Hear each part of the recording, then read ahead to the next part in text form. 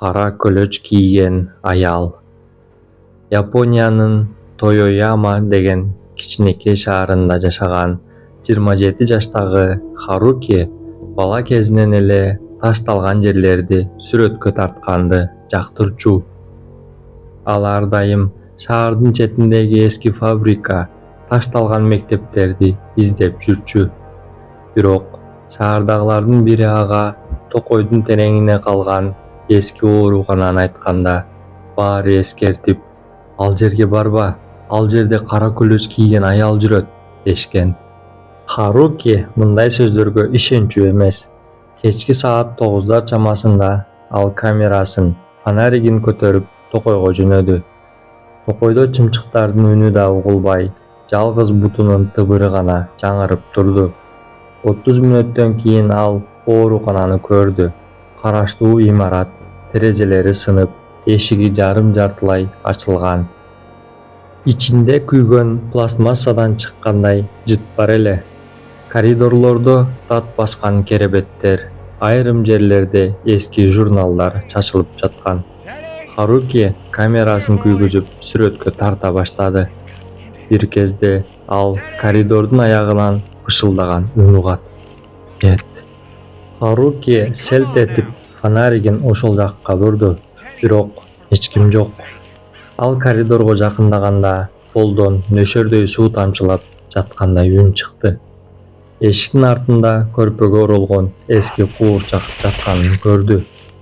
Камерасын көтөрүп сүрөткө тартып жатканда камеранын экранында артынан кимдир бирөөнүн караңгы силуэти көрүнүп кетти. Ал артына тез бурулду. Эч ким жок. Бир аздан соң арттан аялдын шыбыраган үнү угулду. Сен мени көрдүң. Харуки дүрбөлөңгө түшүп эшикке качты.